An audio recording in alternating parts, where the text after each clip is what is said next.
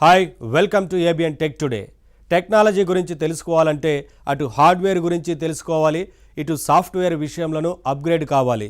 మార్కెట్లో ఉన్న latest gadgets ఏంటి, వాటి ఫీచర్స్ ఏంటి, ఈ డీటెయిల్స్ ఫాలో అయితే హార్డ్వేర్ విషయంలో మనం అప్డేట్ అయినట్టే.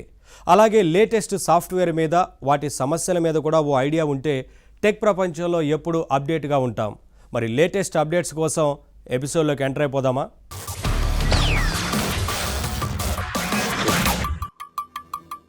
టెక్ డివైజెస్ అంటే కేవలం మొబైల్స్, టీవీలే కాదు, power banks, tablets, portable speakers, cameras, ఇలా ఎన్నో ఉన్నాయి. మోడర్న్ లైఫ్లో ఇవన్నీ నిత్యం మనకు ఉపయోగపడుతున్నాయి.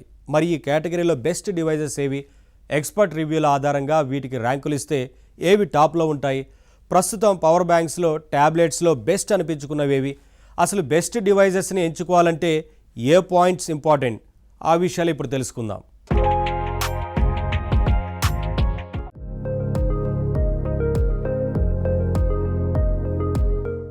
ప్రయాణంలో ఉన్నప్పుడు మన ఫోన్లు ఛార్జ్ చేసుకోవాలంటే పవర్ బ్యాంక్స్ చాలా ముఖ్యం. అయితే ఇప్పటి వరకు పవర్ బ్యాంక్ అంటే ఫోన్స్ కోసమే అని అనుకునేవాళ్లం. కానీ ఇప్పుడు USB PD 3.1 టెక్నాలజీ వచ్చింది. అందువల్ల పవర్ బ్యాంక్స్ నుంచి కూడా ఏకంగా 240 వాట్స్ వరకు పవర్ వస్తోంది. సో ఇప్పుడు ఫోన్స్ మాత్రమే కాదు, పవర్ఫుల్ గేమింగ్ ల్యాప్టాప్ కూడా పవర్ బ్యాంక్ సపోర్ట్తో నడుస్తుంది. సరే, పవర్ బ్యాంక్స్లో పవర్ పెరగడం అనేది ఒక పాయింట్ అయితే, వాటి సైజ్ బాగా తగ్గడం అనేది ఇంకో ముఖ్యమైన పాయింట్.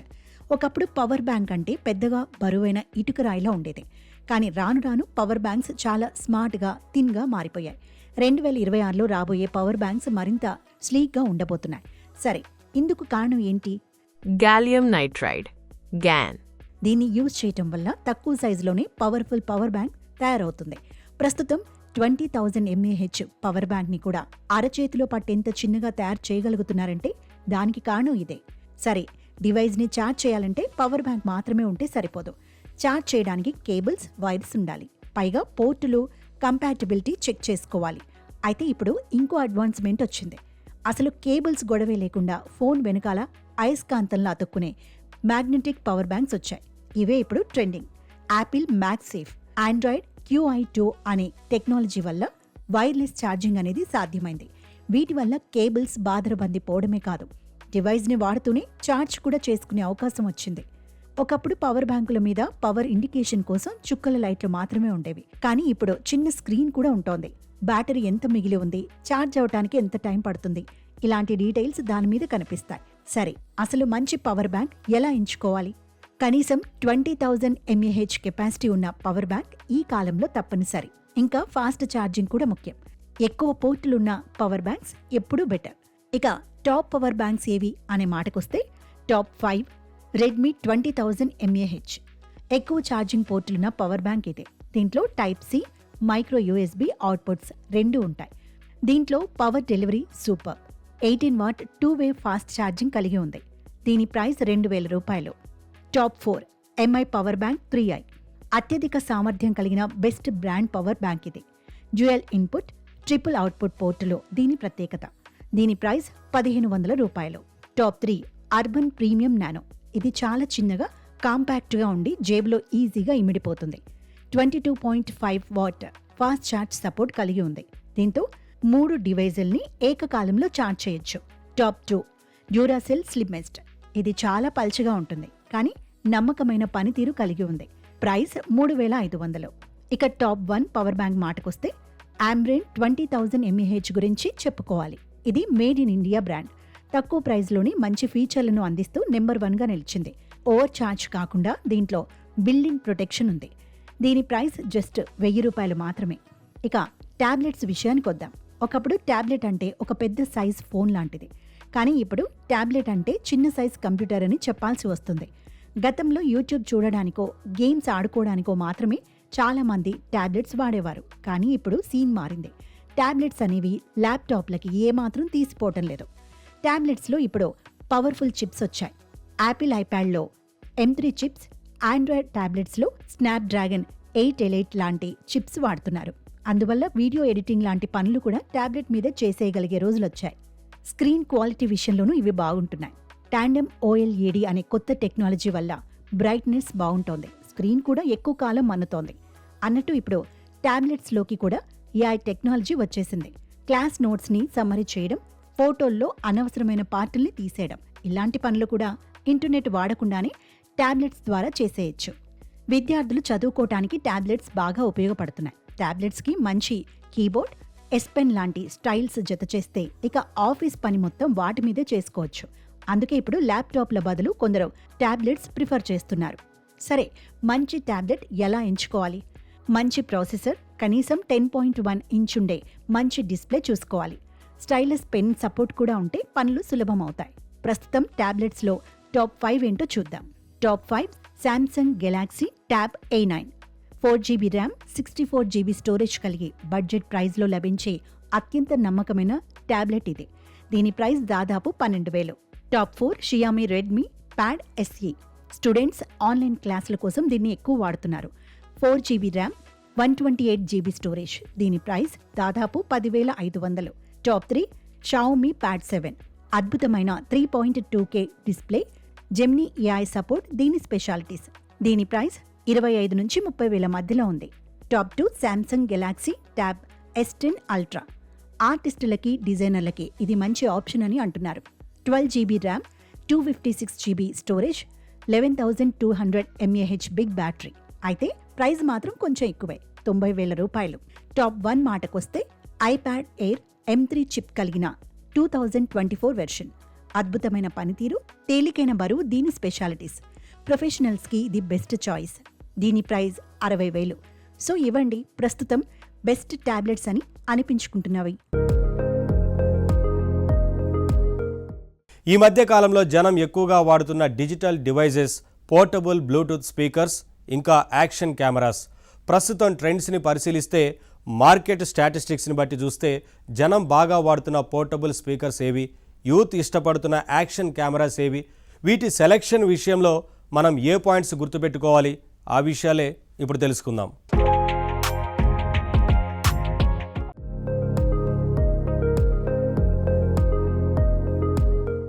పార్టీలో వాడడానికైనా, ఇంట్లో పాటలు వినడానికైనా పోర్టబుల్ బ్లూటూత్ స్పీకర్లని ఇప్పుడు జనం ప్రిఫర్ చేస్తున్నారు. లేటెస్ట్ స్పీకర్లలో మంచి సౌండే కాదు, ఇంటెలిజెన్స్ కూడా ఉంటోంది. పైగా వాటి మధ్య కోఆర్డినేషన్ కూడా పెరిగింది. ఆరాకాస్ట్ అనే పదం విన్నారా? బ్లూటూత్ లో కొత్త ఫీచర్ ఇది.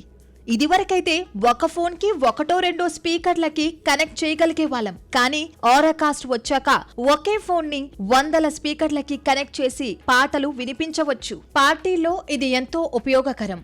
ఇక బాస్ లాంటి కంపెనీలైతే స్పీకర్లలో సెన్సార్ పెడుతున్నాయి. స్పీకర్ ని నిలబెట్టినా, పడుకోబెట్టినా, బ్యాగ్ కి వేలాడదీసినా అది ఉన్న పొజిషన్ ని బట్టి ఆటోమేటిక్ గా సౌండ్ ని సెట్ చేసుకుంటుంది. అంటే బేస్, ట్రిపుల్ బ్యాలెన్స్ చేసుకుంటుంది. ఈ ఇంటెలిజెన్స్ ని పొజిషన్ IQ అంటున్నారు. అంటే స్పీకర్లకి తెలివితేటలు పెరిగాయన్నమాట. మరో ముఖ్యమైన పాయింట్ ఎకోచిక్. ఇదో కొత్త తరం బిల్డింగ్ టెక్నాలజీ. పోర్టబుల్ స్పీకర్ల బాడీని రీసైకిల్ చేసిన ప్లాస్టిక్ తో తయారు చేస్తున్నారు. అందువల్ల స్పీకర్ బాగుంటుంది, పైగా పర్యావరణానికి మంచిది. అఫ్ కోర్స్ సౌండ్ పొల్యూషన్ తో పర్యావరణానికి జరిగే కీడు కంటిన్యూ అవుతూనే ఉంటుందనుకోండి. ఇకపోతే స్పీకర్ నీళ్లలో పడినా, మట్టిలో దొర్లినా ఏమీ కాకుండా IP67 రేటింగ్స్ తో వస్తున్నాయి. కొన్ని స్పీకర్స్ అయితే నీళ్లలో మునిగిపోకుండా పైకి తేలతాయి కూడా. సరే, మంచి బ్లూటూత్ స్పీకర్ ని ఎలా ఎంచుకోవాలి? ముఖ్యంగా గమనించవలసిన 3 points: bass quality, battery life, water resistance. ఈ 3 ఓకే అయితే తర్వాత ఎక్స్ట్రా ఫీచర్స్ చూసుకోవచ్చు. ఇక టాప్ స్పీకర్స్ మాటకొస్తే టాప్ 5 బోట్ స్టోన్ 352. ఇది స్టూడెంట్స్ కి మంచి ప్రైస్ లో దొరికే వాటర్ ప్రూఫ్ స్పీకర్. దీని ప్రైస్ 1,500 రూపాయలు. Top 4 Sony SRS XB13. చిన్నగా ఉన్నప్పటికీ సూపర్ బేస్ దీని సొంతం. Price 5,000. Top 3 JBL Flip 7. IP68 rating ఉన్న ఈ స్పీకర్ అవుట్డోర్ పార్టీలకి బెస్ట్ అని పేరు తెచ్చుకుంది. Price 13,000. Top 2 Marshall Emberton 3 classic look. 360 డిగ్రీల సౌండ్ తో ఇది ప్రీమియం ఎక్స్పీరియన్స్ ఇస్తుంది. కాస్ట్ కాస్త ఎక్కువే, 18,000. ఫైనల్ గా ప్రపంచంలోనే అత్యుత్తమ ఆడియో క్వాలిటీ ఇచ్చే పోర్టబుల్ స్పీకర్ గా ఈ మధ్య పేరు తెచ్చుకున్న speaker Bose SoundLink Flex. ఎటు తిప్పినా అద్భుతమైన సౌండ్ ఇవ్వగలిగేలా పొజిషన్ IQ టెక్నాలజీ దీంట్లో ఉంది. ప్రైస్ 17,000. ఫైనల్ గా యాక్షన్ కెమెరాస్ గురించి చెప్పుకుందాం. కెమెరాలు ఎన్ని ఉన్నా బ్లాగింగ్ చేసే వాళ్ళకి, అడ్వెంచర్స్ ఇష్టపడే వాళ్ళకి యాక్షన్ కెమెరాలే ఎక్కువగా నచ్చుతాయి. యూట్యూబర్స్కి, ట్రావెలర్స్కి కూడా ఇవంటే ఎంతో ఇష్టం. వీటితో సినిమా క్వాలిటీ అవుట్పుట్ వస్తుంది. మరి అన్నట్టు ఇప్పుడు 4K రెజల్యూషన్ పాతదైపోయింది. ఇప్పుడు ట్రెండ్ 8K. ముఖ్యంగా 360 డిగ్రీల వీడియోలు తీసే వాళ్ళకి 8K చాలా ముఖ్యం. ఎందుకంటే వీడియో మొత్తం తీశాక అందులోంచి చిన్న పార్ట్ని జూమ్ చేసినా, క్రాప్ చేసినా క్వాలిటీ తగ్గకూడదు. ఇప్పుడు యాక్షన్ కెమెరాల్లో నైట్ ఎఫెక్ట్ కూడా బాగుంటోంది. పెద్ద పెద్ద సెన్సార్లు వాడడం వల్ల గతంలో మాదిరిగా వాయిస్ రావడం లేదు. లెన్స్ మార్చుకునే సదుపాయం ఇంకో ప్లస్. గోప్రో లాంటి కెమెరాలకి ఇప్పుడు అవసరాన్ని బట్టి లెన్స్ మార్చుకోవచ్చు. కొన్ని కెమెరాల్లో ఆటోమేటిక్ ఎడిటింగ్ ఫీచర్స్ కూడా ఉంటున్నాయి. వీడియోలో నవ్వుల్ని, యాక్షన్ సీన్లని కెమెరాయే గుర్తుపట్టి హైలైట్ వీడియో రెడీ చేసి ఇస్తుంది. సరే, మంచి యాక్షన్ కెమెరా ఎలా ఎంచుకోవాలి? 4K లేదా 5K రికార్డింగ్ ఉండాలి. 8K ఉంటే మంచిదే, కానీ కాస్ట్ ఎక్కువ అవుతుంది. స్టెబిలైజేషన్ ఎలా ఉంది? వాటర్ ప్రూఫ్ డిజైన్ ఉందా? అన్నవి ముఖ్యమైన పాయింట్స్. టాప్ 5 యాక్షన్ కెమెరాలేంటో ఇప్పుడు చూద్దాం. Top 5 Akaso Brave 7 LE. తక్కువ ప్రైస్ లో డ్యువల్ స్క్రీన్, మంచి ఫీచర్స్ కావాలంటే ఇది best. Price 14,000. Top 4 DJI Osmo Action 4. తక్కువ వెలుతురులో కూడా ఇది అద్భుతమైన వీడియోలు తీయగలదు. Price 30,000. Top 3 GoPro Hero 11 Black. ఫీచర్లు, ప్రైస్ పరంగా బెస్ట్ బ్యాలెన్స్ ఇచ్చే కెమెరా ఇది. దీని price 45,000. Top 2 Insta360 XS. 8K resolution తో 360 డిగ్రీల వీడియోలు తీయగలదిది. ప్రైస్ 55,000. ఇక top 1 GoPro Hero 13 Black. 5.3K resolution, లెన్స్లు మార్చుకోగలిగే సౌకర్యంతో ప్రపంచంలోనే మంచి యాక్షన్ కెమెరాగా దీనికి పేరుంది. ప్రైస్ 35,000. ఇవన్నీ టాప్ 5 గ్యాడ్జెట్స్.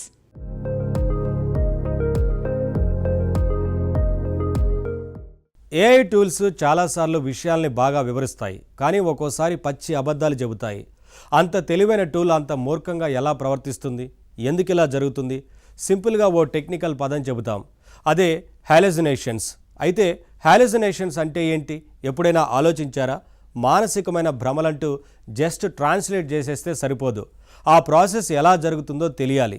మనకెందుకు అనకండి, ఇప్పుడు మనం క్రమంగా ఏఐ చాట్ బాట్స్ మీదే డిపెండ్ అయిపోతున్నాం. ఈ టైంలో అసలు హాలుసినేషన్స్ అనేవి ఎలా పనిచేస్తాయో తెలుసుకోవడం చాలా ముఖ్యం. ఎందుకంటే ఏఐ ఎక్కడ తప్పులు చేస్తుందో తెలిస్తే అది చెప్పే అబద్ధాల ప్రమాదాల నుంచి మనం బయటపడవచ్చు. మరి అసలు ఏఐ చాట్ బాట్స్ ఎలా పనిచేస్తాయో, ఎలా భ్రమపడతాయో ఆ బేసిక్స్ కొంచెం తెలుసుకుందామా?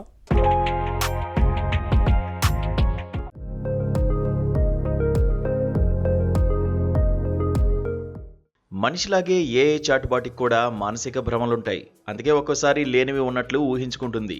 ఇది ఇంట్రెస్టింగ్ విషయమే కాదు, చాలా ఇంపార్టెంట్ విషయం కూడా. ఎందుకంటే ఏఐ భ్రమంలో ఉండి చెప్పిన విషయాన్ని మనం నిజం అనుకుంటే మనం భ్రమంలో పడిపోతాం. అందుకే హెలూసినేషన్ అనే ప్రాసెస్ని సింపుల్గా అర్థం చేసుకోవడానికి ట్రై చేద్దాం. ఏఐ చాట్బాట్స్ గురించి తెలియని చాలామంది ఏమనుకుంటారంటే అది ఒక మాట్లాడే సెర్చ్ ఇంజిన్ అని. మనం ఒక ప్రశ్న అడగగానే ఏఐ తన డేటాబేస్లోకి వెళ్ళి సమాచారాన్ని వెతికి తెచ్చిస్తుంది అనుకుంటారు. కానీ నిజానికి జరిగేది అది కాదు. ఏఐ చాట్బాట్ అంటే గూగుల్ కాదు, అది సెర్చ్ మీద ఆధారపడదు. అవసరమై సెర్చ్ చేసినా ఫైనల్గా కొంత సొంత పైత్యాన్ని మిక్స్ చేస్తుంది. ఫైనల్గా అదో గెస్సింగ్ మాస్టర్ అని చెప్పొచ్చు. చాట్బాట్ దగ్గర ఫ్యాక్ట్స్ అనే పర్ఫెక్ట్ లిస్ట్ ఏది ఉండదు. దాని ట్రైనింగ్ మోడల్లో కేవలం పదాల మధ్య సంబంధాలు మాత్రమే ఉంటాయి. కాబట్టి ఏఐ చాట్బాట్ ప్రతిసారి ఏం చేస్తుందంటే నెక్స్ట్ వచ్చే పదం ఏంటి అని గెస్ చేస్తుంది. ఉదాహరణకి భారతదేశ రాజధాని అని మీరు అడిగారనుకోండి, చాట్బాట్ లెక్కల ప్రకారం తర్వాతి పదం న్యూఢిల్లీ రావడానికి 99% ఛాన్స్ ఉంది కాబట్టి న్యూఢిల్లీ అంటూ ఇస్తుంది. ఇక్కడి దాకా బాగానే ఉంది. కానీ సొంత కవిత్వం ఎప్పుడు రాస్తుంది? సమస్య ఎప్పుడు వస్తుంది? దాని దగ్గర సరైన సమాచారం లేనప్పుడు వస్తుంది. ఇది ఎలాంటిదంటే, ఒక స్టూడెంట్ ఎగ్జామ్లో ఆన్సర్ తెలియకపోతే ఏం చేస్తాడు? పేపర్ ఖాళీగా ఇవ్వడు కదా, ఏదో ఒకటి సొంతంగా కల్పిస్తూ చూడ్డానికి అదేదో కరెక్ట్ ఆన్సర్ అనిపించేలా రాసిస్తాడు. ఏఐ కూడా సరిగ్గా ఇదే పని చేస్తుంది. మీరు ఒక సాధారణమైన ఏఐ చాట్బాట్ని ట్విస్ట్ చేస్తూ ఓ ప్రశ్న అడగండి. ఉదాహరణకి అమెరికా ప్రెసిడెంట్ అలీబాబా గురించి చెప్పు అన్నారనుకోండి, అదేమంటుంది?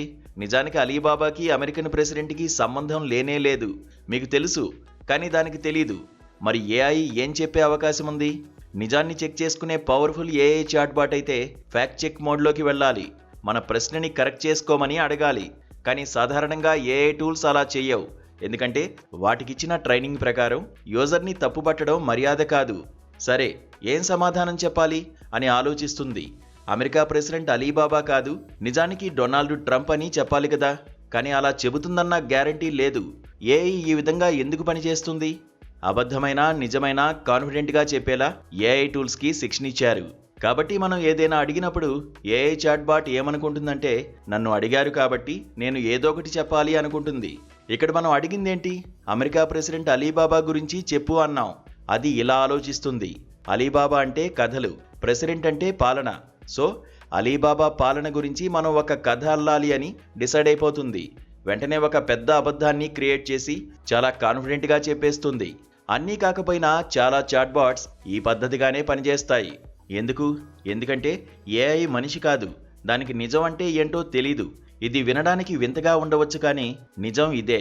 ఏఐకి నిజం అంటే తెలీదు, అబద్ధం అంటే కూడా తెలీదు. దానికి తెలిసిందల్లా ఒక్కటే, ప్రాసెస్. ఏ పదం పక్కన ఏ పదం వాడితే వాక్యం అందంగా, సహజంగా, అర్థవంతంగా ఉంటుంది అనేది మాత్రమే. ఏఐ చాట్బాట్కి చరిత్ర పుస్తకమైన హ్యారీ పాటర్ నవలైనా ఒకటే. దాని దృష్టిలో ఆ రెండు పదాల సమూహాలే. అందుకే అది రియల్ హిస్టరీ అడిగినా చెప్తుంది, ఫేక్ స్టోరీ అడిగినా చెప్తుంది. రెండింటినీ ఒకేలా ట్రీట్ చేస్తుంది. ఏఐ చాట్బాట్లు పొరపాట్లు చేయడానికి ఒక విధంగా మనం ప్రశ్నని అడిగే పద్ధతి కూడా కారణమే. అసలు మనం గమనించం గానీ కొన్నిసార్లు మనం అడిగే ప్రశ్నలోనే దానిని తప్పుదారి పట్టించే క్లూస్ వదిలేస్తుంటాం. ఉదాహరణకి 2024లో ఇండియా గెలిచిన వరల్డ్ కప్ మ్యాచ్ గురించి చెప్పు అని అడిగామనుకోండి, మనం ఆ సంవత్సరం కప్పు గెలవకపోయినా ఏఐ ఆన్సర్ చెప్పేస్తుంది. మన ప్రశ్నలో గెలిచినా అని ఉంది కాబట్టి మనల్ని నొప్పించకూడదు అనుకుంటుంది. దానికి అలాంటి మర్యాద నేర్పారు. కాబట్టి వెంటనే ఒక కల్పిత మ్యాచ్ క్రియేట్ చేస్తుంది, స్కోర్లతో సహా వర్ణించేస్తుంది. దీన్నే సైకో ఫ్యాన్సీ అంటారు. అంటే ఎదుటి వారికి నచ్చేలా మాట్లాడడం అన్నమాట. నిజానికి ఏఐ చాట్బాట్ అనేది ఒక రచయిత లేదా కవి లాంటిది. దానికి క్రియేటివిటీ ఉంటుంది. కవిత్వం రాయమంటే ఏదో ఒకటి రాసేస్తుంది. అక్కడ ఓకే, ఎందుకంటే కవిత్వంలో కల్పనలు ఉండొచ్చు, పూర్తి నిజాలు అవసరం లేదు. కానీ న్యూస్ చెప్పమన్నప్పుడే కవిత్వం అల్లితే కష్టం.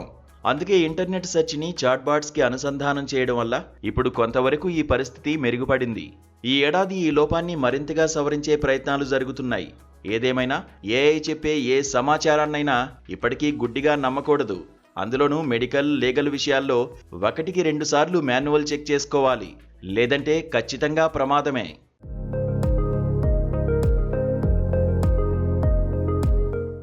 ఏఐ చాట్బాట్లు గొప్పవే, కానీ సృజనాత్మకత తెలుసు, సమాచారం ఇవ్వడమూ వచ్చు. కానీ కొన్నిసార్లు ఘోరమైన పొరపాట్లు చేస్తాయి. ఏఐ చాట్బాట్ ట్రాక్లో ఉన్నంత వరకు ఓకే, కానీ ఎప్పుడైనా పొరపాటున ఒక అబద్ధాన్ని నిజమని నమ్మిందనుకోండి, ఇక అంతే. ఆ అబద్ధం మీదే అది ఆధారపడి ముందుకు పోతుంది.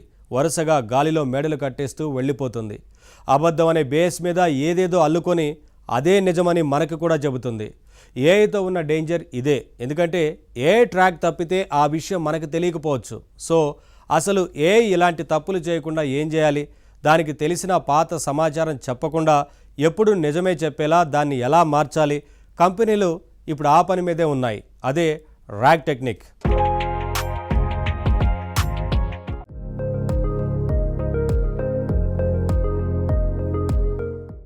RAG ర్యాగ్ అంటే తెలుసా? Retrieval augmented generation. ఇదో కొత్త టెక్నిక్. ఈ మధ్య ఇది బాగా పాపులర్ అవుతోంది. ఏఐ చాట్బాట్ అబద్ధాలు చెప్పకుండా ఇది ఆపుతుంది. ఇంతకీ ఇది ఏంటి, ఎలా పనిచేస్తుంది? ర్యాగ్ అంటే ఏంటో చాలా సింపుల్గా ఒక మంచి ఉదాహరణతో చెప్పుకుందాం. ఏఐ చాట్బాట్ అనేది ఒక లైబ్రరీలో చదివిన స్టూడెంట్ లాంటిదని అనుకోండి. కానీ ఆ స్టూడెంట్ సమస్య ఏంటంటే అతను లైబ్రరీలో పుస్తకాలు, న్యూస్ పేపర్లు చదివి 2 ఏళ్లు పూర్తయిపోయింది. అతను ఇప్పటికీ బయటికి రాలేదు. అంటే తర్వాత వచ్చిన ఈ 2 ఏళ్లలో కొత్తగా ఏం జరిగిందో అతనికి తెలియదు. అందుకే పరీక్షలో ఏ ప్రశ్న అడిగినా అంతకుముందు తను చదివిందే అతను చెబుతాడు. పైగా తనకి తెలిసిన దానికి సొంత కవిత్వం కొంత జత చేసి ఇదే కరెక్ట్ సమాధానం అంటాడు. వాడి వరకు వాడు కరెక్టే, తను చదివిందే చెబుతున్నాడు. కానీ నిజానికి తాజా సమాచారానికి అతను చెప్పేదానికి సంబంధం ఉండదు. ఇది ప్రాబ్లం. మరి ఈ సమస్యని పరిష్కరించడానికి RAG అనే టెక్నిక్ వచ్చింది. దీన్ని మనం ఓపెన్ బుక్ సిస్టంతో పోల్చవచ్చు. అంటే పరీక్షలో స్టూడెంట్ పుస్తకాలు, తాజా న్యూస్ పేపర్ చూసి ఆన్సర్ రాయవచ్చన్నమాట. మామూలుగా మీరు స్టూడెంట్ని ఈరోజు బంగారం రేటు ఎంత అని అడిగారనుకోండి, ఏం చేస్తాడు? తను 2 ఏళ్ల క్రితం చదివిన రేటు గుర్తుంటే అది చెబుతాడు. లేకపోతే అది పాతదని తెలుసు కాబట్టి, కొత్త డేటా లేదు కాబట్టి ఏదో ఒక నెంబర్ గెస్ చేసి చెప్తాడు. ఇది తప్పు అయ్యే ఛాన్స్ ఎక్కువ. కానీ ఓపెన్ బుక్ ఎగ్జామ్ అదేనండి. ర్యాగ్ పద్ధతిలో అయితే ఏం జరుగుతుందో తెలుసా? మనం ఆ స్టూడెంట్ చేతికి ఒక లేటెస్ట్ న్యూస్ పేపర్ ఇస్తాం.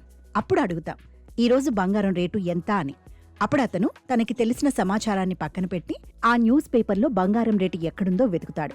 సెర్చ్ చేసి సమాధానం తెలుసుకుంటాడు. అంతేకాదు, ఆ సమాచారానికి తనకి తెలిసిన భాషా జ్ఞానాన్ని జత చేసి ఆన్సర్ ఇస్తాడు. పేపర్లో ఉన్న ప్రకారం ఈరోజు బంగారం రేటు ఇంత అని అంటాడు. ఇక్కడ స్టూడెంట్ సొంతంగా ఏదీ ఊహించి చెప్పట్లేదు. తనకి తెలిసిన పాత సమాచారం కూడా చెప్పట్లేదు. మనం ఇచ్చిన సోర్స్ని చూసి చెప్తున్నాడు. ఇదే ర్యాగ్ అంటే. దీని పేరులోనే మొత్తం అర్థం ఉంది. రిట్రైవర్ అంటే వెలికి తీయడం. మీరొక ప్రశ్న అడగగానే ఏఐ డైరెక్ట్గా ఆన్సర్ ఇవ్వదు. ముందుగా ఒక నమ్మకమైన డేటాబేస్ లేదా గూగుల్ సెర్చ్లోకి వెళ్లి మీ ప్రశ్నకు సంబంధించిన సమాచారాన్ని వెలికి తీస్తుంది. తర్వాత ఆర్గ్యుమెంటెడ్ అంటే బలపరచడం అని చెప్పుకోవచ్చు. అంటే వెలికి తీసిన ఆ సమాచారాన్ని మీ ప్రశ్నతో కలిపి ఇదిగో సమాచారం, దీన్ని బట్టి సమాధానం చెప్పు అని మోడల్కి ఇస్తుంది. ఇక మూడో పదం జనరేషన్ అంటే తయారు చేయడం. ఫైనల్గా ఏఐ ఈ కొత్త సమాచారాన్ని వాడుకొని అడిగిన వ్యక్తికి అర్థమయ్యేలా ఒక చక్కని సమాధానాన్ని రాసి ఇస్తుంది. ఆర్ఏజీ వల్ల లాభం ఏంటి? ఏఐ చెప్పే అబద్ధాలు తగ్గుతాయి. దాని చేతిలో రీసోర్స్ ఉంటుంది కాబట్టి ఏఐ టూల్ తన సొంత కవిత్వం రాయదు. ఇదిగో ఫలానా చోట ఉన్న సమాచారం ప్రకారం అంటూ పక్కాగా ఆన్సర్ ఇస్తుంది. అన్నట్టు మీకు గుర్తుందా, చాట్ జీపీటీకి మొదట్లో ట్రైనింగ్ కట్ ఆఫ్ డేట్ ఉండేది. అంటే 2022 వరకు జరిగిన విషయాల వరకే దానికి తెలుసు. అంతవరకే చెప్పగలిగేది. ఆ తర్వాత ఈ ర్యాగ్ టెక్నాలజీయే వాడి దాన్ని సరిచేశారు. అయితే ర్యాగ్లోనూ ఎన్నో ప్రమాదాలు లేకపోలేదు. ఏఐ చాట్ బాట్కి ఇదే నమ్మతగిన రిసోర్స్ అంటూ అబద్ధాల వార్తలిచ్చామనుకోండి, అవే నిజమంటూ మనకి ఆన్సర్లుగా చెబుతుంది. ఎందుకంటే అది జీవి కాదు, జస్ట్ టూల్ మాత్రమే. దానికి అబద్ధం అంటేనూ తెలియదు, నిజమంటే కూడా తెలియదు. మనుషులుగా మనం కూడా ఇదే పొరపాటు చేస్తుంటాం. మనకి మన చుట్టూ ఉన్న విషయాల మీద, చుట్టూ ఉన్న మనుషుల మీద ఎన్నో రకాల అభిప్రాయాలు, దురభిప్రాయాలు, నమ్మకాలు ఉంటాయి. అవన్నీ నిజం కాకపోవచ్చు, కానీ మనం అవి నిజమని నమ్ముతాం. కాబట్టి అవే మన పిల్లలకి కూడా నేర్పేస్తాం. పసివాళ్లందరూ కూడా ఏఐ చాట్బాట్స్ లాంటి వాళ్లే. పాపం ఏ సమాచారం ఇస్తే దాన్నే తీసుకుంటారు, దాన్నే తిరిగి చెప్తారు. కాబట్టి చాట్బాట్ అంటే సర్వజ్ఞాని అని ఎప్పుడూ అనుకోకూడదు. ఆర్ఏజీ టెక్నాలజీ వాడినా అది సత్యహరిశ్చంద్రుడు అయ్యే అవకాశం లేదు. కేవలం ఇచ్చిన రిసోర్సుల్ని బట్టే ఏఐ చాట్బాట్ పనిచేస్తుంది. అయితే ఆర్ఏజీ టెక్నాలజీ వల్ల ప్రైవసీ పరమైన ప్రయోజనాలున్నాయి. కంపెనీలు తమ సొంత డేటా మీద ఏఐ టెక్నాలజీని వాడాలనుకున్నప్పుడు ర్యాగ్ ఎంతో ఉపయోగకరం. ఉదాహరణకి ఒక బ్యాంక్ ఉందనుకోండి, వాళ్ళు చాట్ జీపీటీ, జెమినీ లాంటి పబ్లిక్ ఏఐ టూల్స్ వాడలేరు. ఎందుకంటే వాటికి తమ బ్యాంక్ తాలూకు ఇంటర్నల్ వివరాలు ఇవ్వలేరు. అలాంటప్పుడు ఏం చేయాలి? సొంత ఏఐ టూల్ చేసుకొని ర్యాగ్ టెక్నాలజీ ద్వారా సొంత డేటా ఇవ్వాలి. అప్పుడు ఏఐ టూల్ ఆ బ్యాంక్ ఫైల్స్ మాత్రమే చదివి ఆన్సర్లు ఇస్తుంది, కరెక్ట్గా పనిచేస్తుంది. ఇప్పుడు కంపెనీలన్నీ చేస్తున్నది ఇదే. అదండి సంగతి.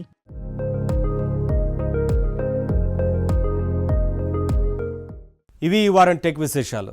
నెక్స్ట్ వీక్ మరిన్ని ఇంట్రెస్టింగ్ విశేషాలతో మళ్ళీ కలుద్దాం.